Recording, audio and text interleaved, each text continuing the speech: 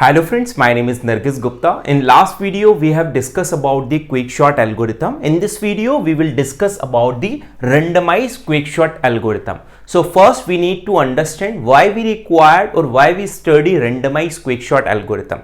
तो देखिए, basically जब आपने quickshot algorithm पढ़ी थी, तो क्विक शॉट एल्गोरिथम का जो वर्स्ट केस टाइम कॉम्प्लेक्सिटी था वो ऑर्डर ऑफ एन स्क्वायर था. It means the worst case time complexity जहां पर जब एलिमेंट्स मेरे पास में ऑलरेडी शॉर्टेड थे, इट मींस असेंडिंग ऑर्डर में अरेंज थे लाइक दिस 1 2 3 4 5 6, तो it gives the order of N square time complexity. इस पर्टिकुलर सिचुएशन को रिड्यूस करने के लिए हम रेंडमाइज क्विक शॉट एल्गोरिथम पढ़ रहे हैं. It means randomize quick sort की हेल्प से हम इस टाइम को order of n log n तक कन्वर्ट करने की कोशिश करेंगे, but it is not 100% sure कि order of n square time से हम order of n log n randomize quick sort के थ्रू कर पाएंगे. It is a probabilistic algorithm, मतलब एक प्रोबेबिलिटी है, मे बी हम इस टाइम को इससे इतने पे रिड्यूस कर पाए. सम टाइम ये भी हो सकता है कि रेंडमली पाइवट हम जो चूज कर रहे हैं उसको चूज करने से हमारी जो क्वेश्चंस बन जाए वो ऑलवेज असेंडिंग ऑर्डर में बनता जाए, तो उस केस में order of N square time ही आएगा. कुछ बुक्स में आपको रेंडमाइज क्विक शॉट का एल्गोरिथम का worst case time complexity order of N log n मिलेगा, कहीं कहीं आपको ऑर्डर ऑफ एन स्क्वायर मिलेगा. बट यदि हम 100 एग्जैक्ट एक्यूरेट वर्क करें, इट मींस 99.9% तक तो order of N log n मिलेगा. बट कोई भी हमसे पूछे तो हम उसको यही जस्ट बोलेंगे कि the time complexity is order of N square, ना कि order of N log n. This is a probabilistic algorithm. हो भी सकता है, हमारी कोशिश है 99.9% केसेस में हम एन log n टाइम लेकर आ पाएंगे with the help of a randomize quick sort algorithm. So यहां पे मैंने एल्गोरिथम लिखी है, बेसिकली रेंडमाइज क्विक शॉट, और रेंडमाइज क्विक शॉट से रेंडमाइज पार्टीशन को कॉल करेंगे हम, और रेंडमाइज पार्टीशन में पार्टीशन को कॉल करेंगे. लाइक जिस तरह से आपने क्विक शॉट एल्गोरिथम पढ़ा, तो क्विक शॉट एल्गोरिथम से हमने पार्टीशन को कॉल कर रहे थे, यहां पर अब हमारे पास में रेंडमाइज पार्टीशन एक और स्टेप इंक्लूड हो जाएगी. तो देखते हैं ये एल्गोरिथम किस तरह से वर्क कर रही है, हमारी क्या पर्टिकुलर अप्रोच हम यहां पे इसमें यूज कर रहे हैं. तो रेंडमाइज क्विक शॉट APR मतलब A is a array, P is a first starting index and R is a ending index. मैं P ले रहा हूं फर्स्ट इंडेक्स, R ले रहा हूं मैं last index.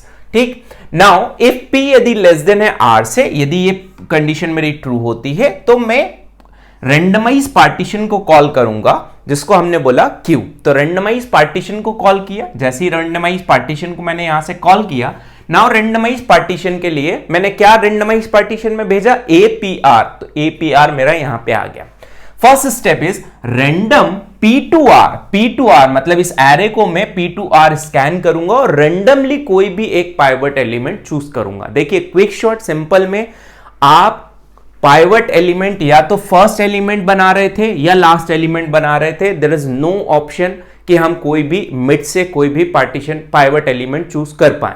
But randomise quick sort के अंदर आप क्या कर रहे हो, रेंडमाइज क्विक शॉट में आप मिड से फर्स्ट सेकंड लास्ट कोई भी पर्टिकुलर एलिमेंट को पाइवट चूज कर सकते हो. लेट अस अज्यूम मैं जो है ith एलिमेंट इसको चूज कर रहा हूं. This is a ith element, मतलब फोर्थ वाले एलिमेंट को मैं पाइवट एलिमेंट चूज कर रहा हूं, इसको मैंने I एलिमेंट बोला. रेंडमली मैं चूज कर सकता हूं. Now next one is AP को एक्सचेंज कर दो AI से, मतलब जो भी AI की वैल्यू है 4 और जो भी AP की वैल्यू है उन दोनों को आप इंटरचेंज कर दीजिए, एक्सचेंज कर दीजिए. 4 यहां आ गया, I यहां पे आ गया.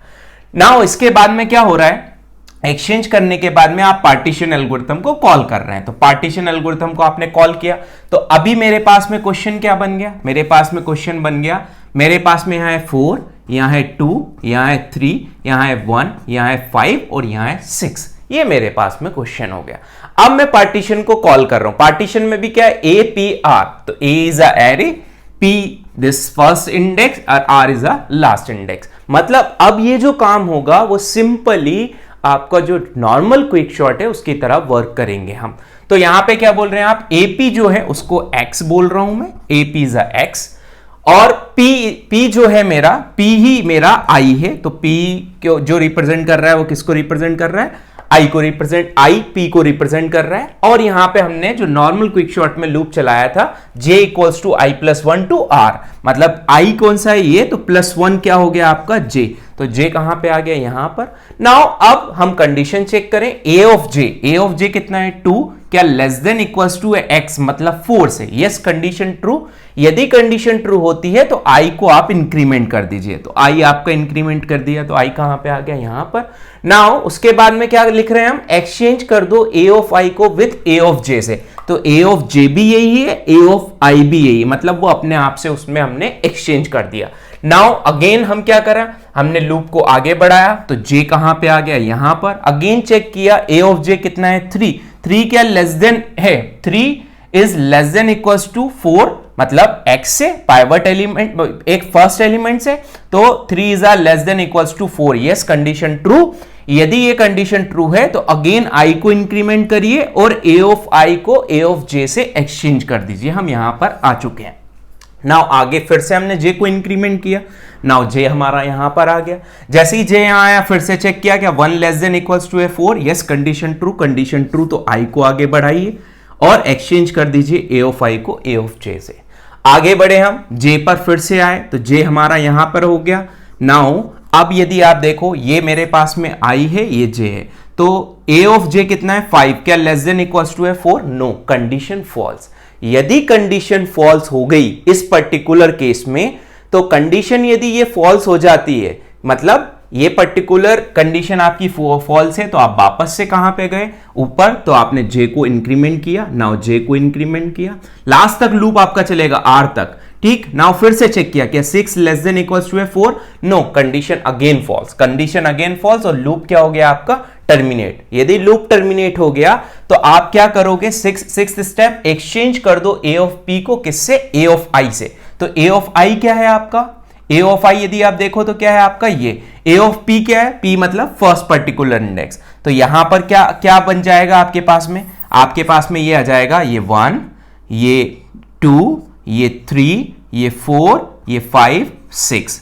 और यदि आप देख पा रहे हैं तो इस पर्टिकुलर में अब आप क्या बोल सकते हैं? This is a pivot. ठीक है, A ऑफ P को A ऑफ I से एक्सचेंज कर दिया, तो पाइवट के लेफ्ट में छोटे एलिमेंट आ गए, पाइवट के राइट में आपके बड़े एलिमेंट्स आ गए, मतलब ये पर्टिकुलर एरे आपके दो पार्ट्स में स्प्लिट हो गया, n/2 n/2।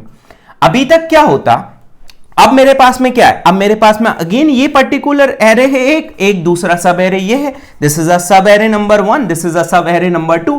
अब कुछ नहीं, सेम प्रोसेस फिर से रैंडमाइज क्विक शॉर्ट इस पार्टीशन पे लगाऊंगा, रैंडमली कोई भी पर्टिकुलर एलिमेंट पिक करूंगा, पाइवट एलिमेंट, और उसके बाद में उसको पाइवट को फर्स्ट एलिमेंट से एक्सचेंज कर दूंगा, देन उसके बाद में सिंपल पार्टीशन को कॉल कर दूंगा।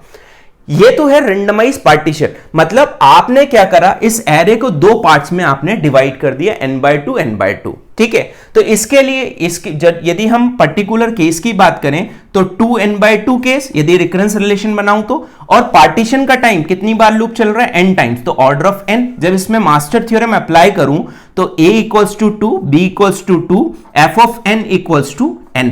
सो इस केस में n to the power log a base b 2 base 2, तो कितना आ गया? n। Both are equal, f of n and g of n, then time is order of n log n, मतलब एक एक्स्ट्रा log n से आपने इसको multiply कर दिया। इसी केस को यदि मैं सिंपल एल्गोरिथम से करता, यदि रैंडम एल्गोरिथम से नहीं करता, तो सिंपल एल्गोरिथम कैसी होती, ठीक है, उसको भी मैं आपको बताता हूं। आप फर्स्ट वाले, लेट अस अज्यूम मैं फर्स्ट वाले को पाइवट एलिमेंट चूज कर रहा हूं, तो फर्स्ट वाले एलिमेंट को पाइवट, ये 1 2 3 4 5 6, ठीक है, फर्स्ट को पाइवट एलिमेंट चूज कर रहा हूं, this is a i, this is a j।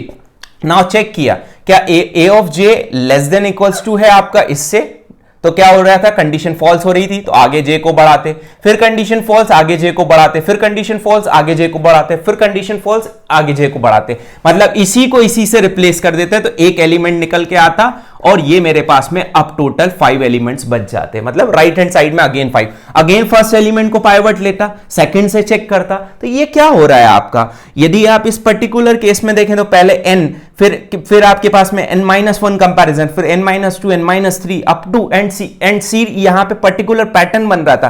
तो इस केस में आप क्या बोल रहे थे, the time complexity is order of n square. तो इस पर्टिकुलर सिनेरियो को, इस पर्टिकुलर केस को आप रेंडमाइज क्विक शॉट और क्विक शॉट को डिफरेंशिएट करें तो यहां पे डिफरेंस यही है कि यहां पर क्या हो रहा था, यदि ऑलरेडी शॉर्टेड एलिमेंट्स हैं तो इधर लेफ्ट या राइट मुझे मूव करना पड़ रहा था। मतलब मेरी ट्री किस तरह से बन रही थी, कुछ इस तरह से, ये इस तरह से एक ही डायरेक्शन में मूव कर रहा था, बट एक डायरेक्शन में मूव कर रहा हूं, मतलब यहां पर यदि टोटल n कंपैरिजन हुए, सेकंड स्टेप में n-1 होंगे, थर्ड में n-2 होंगे, फोर्थ में n-3 होंगे। तो इस पर्टिकुलर को यदि आप देखो तो ये एक पर्टिकुलर सीरीज बन गई, द फॉर्म सीरीज, और इस पर्टिकुलर केस में time complexity order of n square.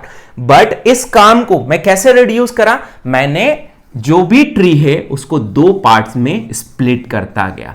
जब 2 पार्ट्स में स्प्लिट करता गया तो इधर n/2 एलिमेंट्स, इधर n/2 elements, again n/4 n/4 n/4 n/4। तो इससे क्या हो गया आपका, इससे ये हो गया कि आपने पर्टिकुलर हाफ एलिमेंट्स में वो कंपैरिजंस अप्लाई किए। That's why the time complexity is order of n log n। यदि इसके बेस्ट केस की बात करें तो best case time complexity, average case time complexity, both are order of n log n, और worst case time complexity is again order of n log n। But we can't say probabilistic, ये भी हो सकता है कि हम जो element pick कर रहे हैं वो कहीं ना कहीं रेंडमली असेंडिंग ऑर्डर बना दे, बट मोस्ट प्रोबेबली जो चांसेस हैं वो order of n log n के ही हैं वर्स्ट केस टाइम कॉम्प्लेक्सिटी के अंदर। So this is the algorithm जिसको आपने बोला randomise quick sort algorithm. Thank you so much.